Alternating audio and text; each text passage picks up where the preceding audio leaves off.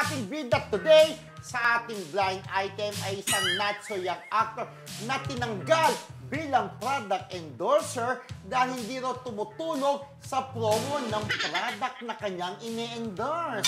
Di ba? Sino yan? Sino yan? Paano natin acting yan, di ba? Ang ito, yes. Tanggalin na nga natin yan. Isipin mo, kinuha mo yan na endorser ni hindi man lang, ang dami niyang social media account, sikat naman, ang dami niyang followers, pero hindi niya pinopromote yung product na binigay ko sa'yo. Tanggalin mo na yan. As manager kita, kausapin mo siya. Ganon? Yes. Nag-promote naman na isang beses. Nag-post ba siya? Dalawang beses. Yung walang post-post eh. Ay, wala ba? Tamad? Oo. Tamad, di ba? Paano ka makakatulong sa product na ini-endorse mo kung ganyan rin tamad ka? Para pang kinuha pa kita, parang gano'n. Kasi Ay, dapat ano yan, itulungan yan, di ba? Correct. Pag kinuha kang endorser, dapat alam mo yung obligasyon mo. Kasi kinuha ka nga para ma-promote yung product eh. Correct. Paano naman kikita yung product kung hindi ka tutulong? Kaya pala wala nang endorsement masyado ito. Wala na siya, Diba? parang hindi niya deserve na kinuha siya dyan, di ba? Ay, ganon? Hindi niya ni-renew. Ay, talaga?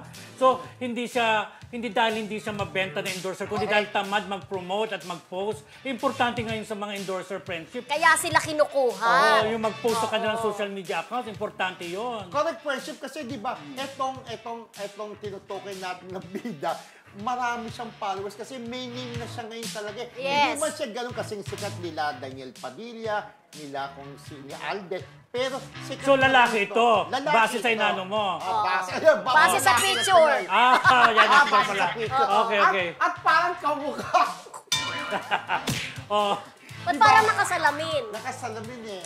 Pero alam mo talaga, malaking Obligasyon factor, eh. malaking obligasyon talaga na mag-post ka at ipangalanda ka mo na endorser ka niya. Oo, totoo. So, ibig sabihin, tinapos na lang yung kontrata niya. Tinapos ay di niya ni-renew. Ni-renew. Okay. Pero totoo yung friendship. Pero kasi hindi lang yung sinasabi mo, Hindi lang yung sinasabi mo. Marami tayong kwentong naririnig ng ganyan na bakit hindi na si ganyan ng endorser? Di ba pag na-a-attend tayo ng mga press con, bago na yung kanilang endorser, bakit hindi nyo na siya ni-renew? May mga issue. Oh, pero alam mo minsan Nangyayari naman, talaga. may mga may-ari rin ng product or mga ano na parang 1 year lang or 2 years, tapos gusto nila bago naman ang endorser nila. Meron din gano'n. Oh, meron talaga. ganun. Totoo naman yun. Correct. Pero ito, Fred, hindi 1 year, hindi 2 years yung kontrata niya. Talagang tinapos dahil hindi nakakatulong, di ba? Pero kung actually ito, marami naman tong shows, di ba? Doon sa mga KKK na channel, marami, di ba? Marami rin pelikula ang ginagawa. Tuloy-tuloy paggawa ng pelikula. Di ba? Theater actor din to. Di ba? Kung tutuusin, kung magpo-promote siya, ay, bibili kami ng ganyan. Kasi pagkasikat ka, nakakatulong talaga, ay, gagamitin ko na rin tong product na to. Ito ini-endorse tong idol ko, di ba? Eh, wala siyang ganun. So, ending, goodbye ka na sa amin.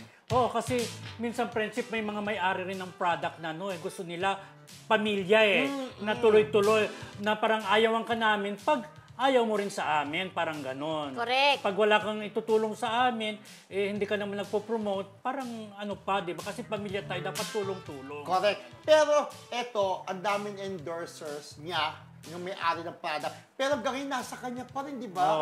Kasi tumutulong Masisipag. sila. Masisipag. Mag-promote. Minamahal nila yung product na binigay sa kanila para i-endorse. Hindi tayo gayahin. May magbigay lang ng hopya, nakapost. araw-araw. Thank you sa nagbigay ng mas hopya. Yung mga gano'n.